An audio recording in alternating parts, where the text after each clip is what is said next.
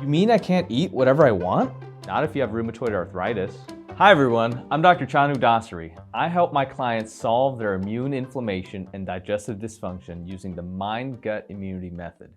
This clinical approach has helped thousands of patients resolve their symptoms, some in as little as 6 weeks without the need for complex or costly interventions. In this video, I'll show you exactly what foods to avoid for rheumatoid arthritis to start reversing inflammation fast. I'll review some scientific research and go in depth on how my patients optimize their diets to resolve their symptoms. This material you're about to watch is taken straight out of my Mind-Gut Immunity Academy, where people just like you learn how to beat their rheumatoid arthritis symptoms for good, even when the diagnosis is unclear. Let me just say this. Everyone is different, and in order to truly know what your body can and cannot tolerate, it's helpful to keep a food journal. Monitoring food intake and symptoms is very important for tracking the severity of rheumatoid arthritis. You can even use apps now like Cara and MyFitnessPal to see your progress over time. In my practice, having done this several years, several foods keep popping up as triggers in my clients, and I want to share some of these with you so that you can be aware. We'll be discussing 4 specific food groups which can trigger immune inflammation in conditions such as rheumatoid arthritis. I'm going to show you what to look out for and what to avoid. In addition, I'm going to give you some very useful tips on incorporating digestive enzymes and how to plan your approach for addressing rheumatoid arthritis inflammation. Now, before we go any further, don't forget to like and subscribe and hit the notification bell to keep up to date. These are must-see videos for anyone with rheumatoid arthritis looking to reverse their symptoms for good. And it's helpful information that you probably won't get anywhere else. Now, onto the topic of problematic foods in rheumatoid arthritis. The mistake I see most people make is they think they can just eat anything and hope that their rheumatoid arthritis symptoms will just go away. But frequently, that's just not the case. Typically, there's a food that's triggering an immune response. Then that food will cause recurring problems long term. That's why it's very important to keep a food diary and regularly review it to see if you can catch what's going wrong. It's amazing to see the number of easily avoidable problems if you just pay attention. And you may be thinking, so what are some of these problem foods for rheumatoid arthritis? Now, like I said earlier, everybody's different, but this research article from a few years ago shows an altered intestinal environment is closely associated with the inflammation seen in rheumatoid arthritis. Now, you shouldn't be surprised by this, considering around 70 to 80% of your immune system is contained in your gut. So when you have an immune disease, such as rheumatoid arthritis, you need to look at what's wrong in your intestines. Some food, when it's not broken down properly, can trigger a strong immune response. Frequently, inflammation starts in the intestine. So to heal inflammation, you also need to heal the gut. Before we discuss how to start doing that, if you're serious about healing the gut for rheumatoid arthritis and achieve results fast, check out a free training that I put together where I walk you through the specific strategies that have helped my clients with rheumatoid arthritis achieve healthy success within 6 weeks. You can access it at the link below the video, and I know it'll help you so much. The link takes you to a page where you enter in your email to receive free training on how to reverse rheumatoid arthritis. Everything you need to know is there, including a free guide with specific dietary recommendations and tons of helpful case studies of people just like you who reversed their conditions for good and are now healthy. The case studies are valuable because you can see how real people with inflammation were able to improve their condition by just making some small changes. The training comes with a complete actionable game plan for how you can do this at home. Just enter in your email at the top of the page and get started. Now, let's discuss what foods to avoid.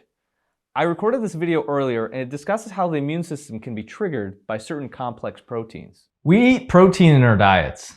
It can come from a variety of sources, both plant and animal.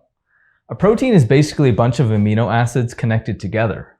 When the protein enters our digestive system, enzymes in our intestine break up these into individual components called amino acids, which then get absorbed. These intestinal enzymes are called proteases. And the reason this is relevant is sometimes the proteases don't get the job done and we're left with large particles of protein that linger in our intestines and bloodstream for long periods of time. Why does this happen? Well, certain types of protein are hard to break down. Also, there may not be enough protease to break down the proteins. Protease enzymes are produced by our bodies, but can also be found in many types of plants. As you already know, the gut is just one big, giant immune organ. So these incompletely digested proteins register as a foreign threat and generate an immune response. Basically, the body thinks it's under attack by these large undigested proteins. So then it secretes a bunch of immune chemicals which cause inflammation, and that can be a problem. Let me give you some examples. Bovine serum antibodies and autoimmune disease. There are some very famous studies that looked into this. The human body's response to beef and cow's milk. In many people, the serum protein from cows is not broken down completely, and folks end up with antibodies. These antibodies are 10 times more common in immune disease. Casein and whey.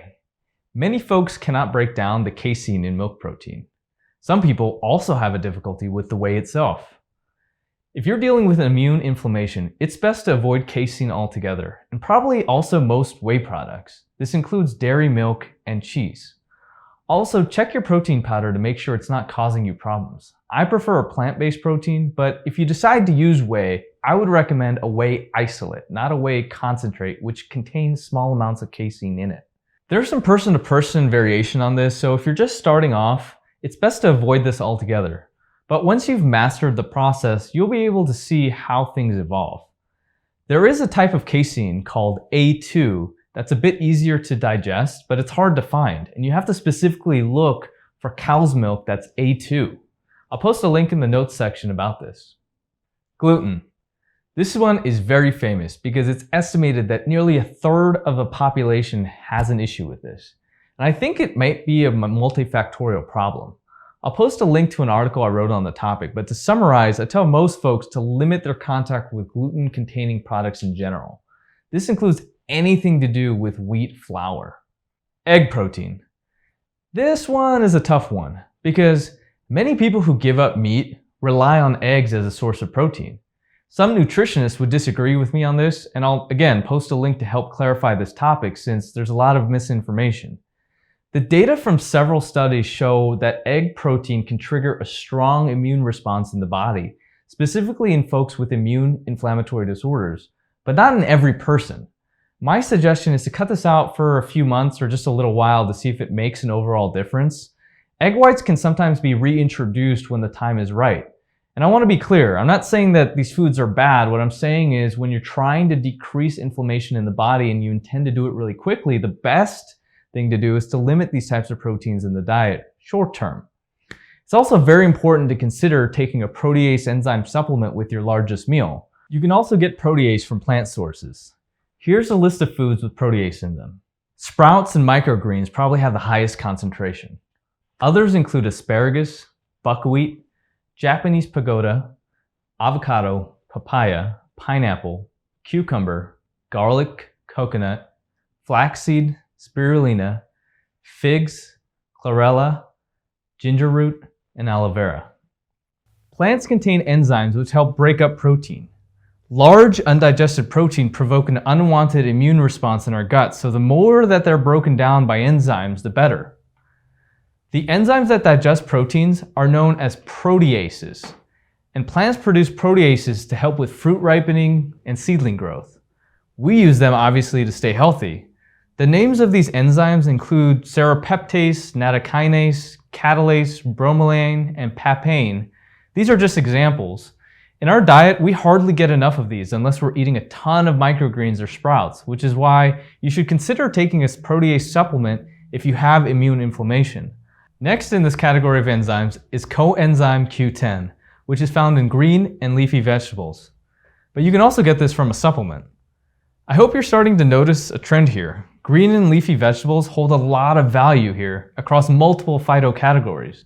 So do seeds and sprouts and herbs and spices. The trouble I find is that it's hard to get a substantial amount of enzyme from everyday food, so a lot of folks just take supplements to help with this. Again, not all protease supplements are created equal, and you have to be sure that the enzymes you're ordering have confirmed activity across a variety of pH environments, because your stomach is acidic, your small bowel is alkaline, and your blood is neutral to slightly basic. So ideally, you need an enzyme blend that functions across all three. All right, I hope you enjoyed that video. Now, I want to know, what types of food trigger your symptoms? And have you tried avoiding them? I know everybody's different, but what works for some people may also work for others. Let me know in the comments below. Also, if you like this video, help support my channel by sharing this with some of your fellow loved ones, and be sure to subscribe for more useful tips on rheumatoid arthritis. You can also follow me on social at DasseryMD. As always, this is Dr. Chanu Dassery with the Mind Gut Immunity Clinic. Thanks for watching, and I'll see you next time.